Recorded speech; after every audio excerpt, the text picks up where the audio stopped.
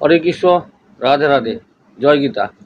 তো আশা করি সকলে ভালো আছেন আপনারা। আর আমি যে আপনাদের সামনে যে গীতা পাঠ করার যে কথাগুলো বলেছি, আশা করি অনেকে শুরু করে দিয়েছেন পড়া। আর যারা এখনো পর্যন্ত শুরু করেনি তাদের উদ্দেশ্যে বলবো, আপনারা অবশ্যই কিন্তু গীতা পাঠ প্রত্যেক দিন শুরু করে দিন। একবেলা হোক বা দুবেলা হোক, একটা শ্লোক হোক বা দুটো শ্লোক হোক, আপনারা কিন্তু শুরু করে দিন। জয় গীতা।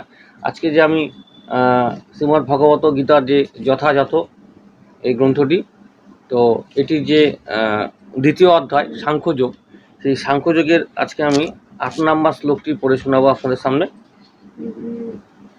8 নম্বর শ্লোকটি আমি পড়ছি, আপনারা শুনুন। 8 নম্বর শ্লোক। ন হি প্রপশ্যামি মামাপুদ্দাদো যচ্ছোক মুচ্ছোস নো মিন্দিয়া নাম অবাপ্য ভূমাবস্য পত্ন মৃদ্ধং রাঞ্জং সুরানামপি চাধিপত্যম। তো এখানে অনুবাদটি হচ্ছে, আমার ইন্দ্রিয়গুলিকে শুকিয়ে দিচ্ছে যে শোক, তা দূর করবার কোনো উপায় আমি খুঁজে পাচ্ছি না। এমনকি স্বর্গের দেবতাদের মতো আধিপত্য নিয়ে সমৃদ্ধিশালী যে প্রতিদ্বন্দ্বীবিহীন রাজ্য এই পৃথিবীতে লাভ করলেও আমার এই শোকের বিনাশ হবে না। তাৎপর্যটি শুনুন, বলে দিচ্ছি আমি। অর্জুন যদিও তার মতকে সুপ্রতিষ্ঠিত করাবার জন্য ধর্মগত ও নীতিগত যুক্তির অবতারণা করেছিলেন, কিন্তু তবুও যেন তিনি তার গুরু শ্রীকৃষ্ণের সাহায্য ছাড়া তার প্রকৃত সমস্যার সমাধান করতে পারছিলেন না। তিনি বুঝতে পারছিলেন যে সমস্যা তার সমগ্র সত্তাকে দগ্ধ করছিল, তা ভগবান শ্রীকৃষ্ণের মতো একজন গুরুদেবের সহায়তা ছাড়া নিজের তথাকথিত জ্ঞানের সাহায্যে দূরীভূত করা অসম্ভব ছিল। কেতাবী বিদ্যা, পাণ্ডিত্য, উচ্চপদ প্রভৃতি জীবনের প্রকৃত সমস্যার সমাধান করতে অক্ষম।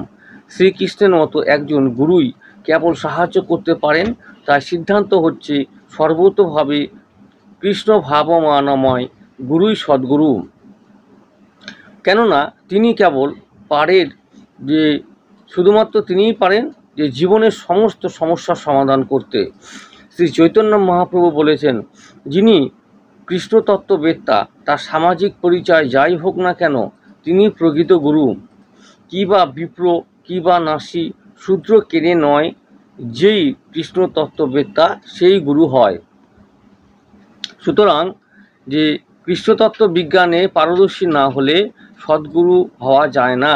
বৈদিক শাস্ত্রেও বলা হয়েছে, ষটকর্ম নিপুণ বিপ্র মন্ত্রতন্ত্র বিশারদ অবৈষ্ণব গুরুণ স্বাধীন বৈষ্ণব সাপচ গুরু। সমস্ত বৈদিক জ্ঞানসম্পন্ন ব্রাহ্মণ যদি বৈষ্ণব না হন, অথবা যদি তিনি কৃষ্ণ তত্ত্ববেত্তা না হন, তবে তিনি গুরু হবার যোগ্য নন। কিন্তু যদি নীচ কুলোদ্ভূত চণ্ডাল কৃষ্ণ তত্ত্ব জ্ঞান সম্পন্ন বৈষ্ণব হন, তবে তিনি গুরু হতে পারেন। পদ্মপুরাণ মতে জন্ম, জরা, ব্যাধি ও মৃত্যু, জড় অস্তিত্বের এই চতুর্বিধ সমস্যা ধৈর্যশয্যের সঞ্চয় অথবা অর্থনৈতিক উন্নতির মাধ্যমে কখনই সমাধান করা সম্ভব নয়। পৃথিবীর বিভিন্ন প্রান্তে এমন অনেক দেশ রয়েছে যেগুলি সব রকমের জাগতিক যে সুখ ও স্বাচ্ছন্দ্য পরিপূর্ণ, ধৈর্যশয্য সম্পন্ন ও অর্থনৈতিকভাবে উন্নত, কিন্তু সেখানেও জড় অস্তিত্বের সমস্যাগুলি বর্তমান। নানাভাবে তারা শান্তি পাওয়ার চেষ্টা করছে, কিন্তু প্রকৃত আনন্দ লাভ করার একমাত্র উপায় হচ্ছে ভগবান শ্রীকৃষ্ণের উপদেশ গ্রহণ করা, অর্থাৎ শ্রীকৃষ্ণের যথার্থ প্রতিনিধি সদ্গুরুর মাধ্যমে কৃষ্ণতত্ত্ব বিজ্ঞান সমন্বিত ভগবদ্গীতা ও শ্রীমদ্ ভগবদ্গীতা উপদেশ গ্রহণ করা। যদি অর্থনৈতিক উন্নতি এবং জাগতিক সুখ স্বাচ্ছন্দ্য মানুষকে পারিবারিক, সামাজিক, জাতীয় অথবা আন্তর্জাতিক যে প্রমত্ত তাজনিত শোক থেকে উদ্ধার করতে পারত, তবে অর্জুন বলতেন না যে প্রতিদ্বন্দ্বীবিহীন পৃথিবীর সাম্রাজ্য অথবা স্বর্গলোকের আধিপত্যও তাকে শোকমুক্ত করতে পারবে না। তাই তিনি কৃষ্ণ ভাবনার আশ্রয় অবলম্বন করেছিলেন এবং সুখ ও শান্তি লাভের সেটি সঠিক পন্থা।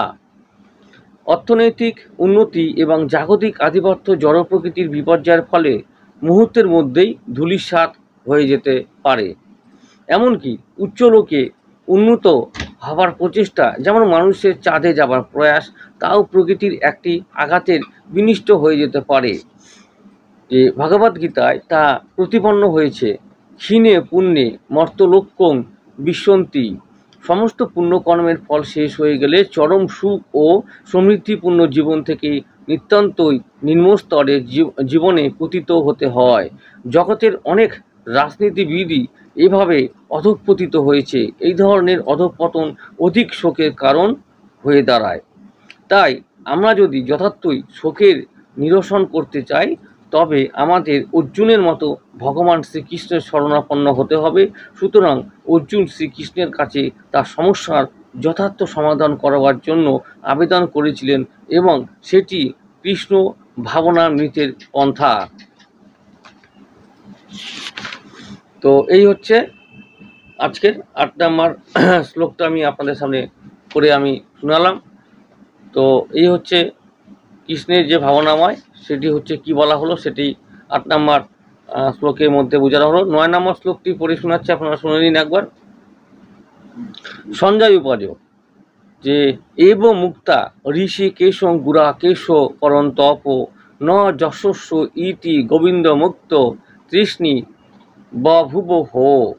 সঞ্জয় উপাজ মানে সঞ্জয় বললেন যে এবম এভাবে উক্তা বলে ঋষিকেশম ইন্দ্রের অধিপতি শ্রীকৃষ্ণকে গুড়াকেশ নিদ্রাজয়ী অর্জুন পরন্তপ শত্রু দমনকারী ন যশস্ব যুদ্ধ করব না ইতি এভাবে গোবিন্দম ইন্দ্রিয় সমূহের আনন্দ প্রদানকারী শ্রীকৃষ্ণকে যে কৃষ্ণেম নীরব বভুব হলেন হ নিশ্চিতভাবে।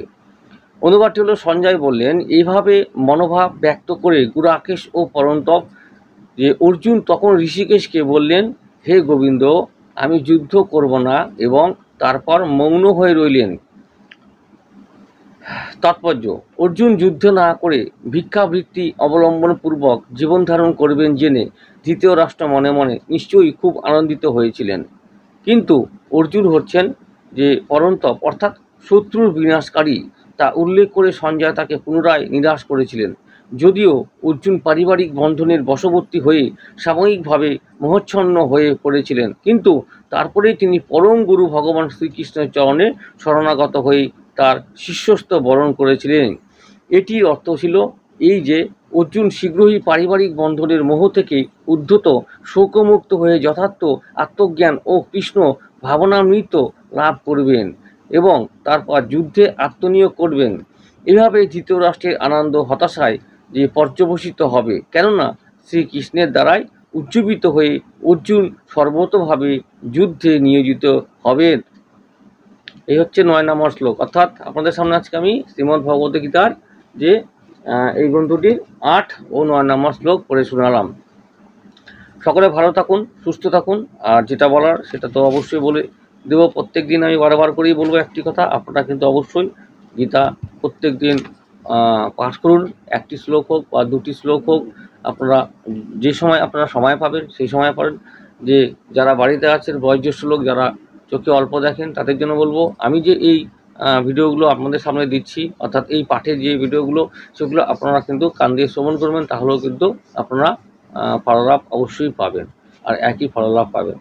তো এরপরে আমি যে পরবর্তী যে শ্লোকগুলো নিয়ে আসবো, সেগুলো পাবার অপেক্ষা থাকুন। আর আজকের জন্য এতটুকু ছিল, অর্থাৎ এখানে বিশ্রাম দিচ্ছি আমি। যে 8 নম্বর আর 9 নম্বর শ্লোক পড়লাম, এখানে বিশ্রাম দিলাম। হরে কৃষ্ণ, রাধে রাধে, জয় গৌর, জয় নিতাই। হরে কৃষ্ণ।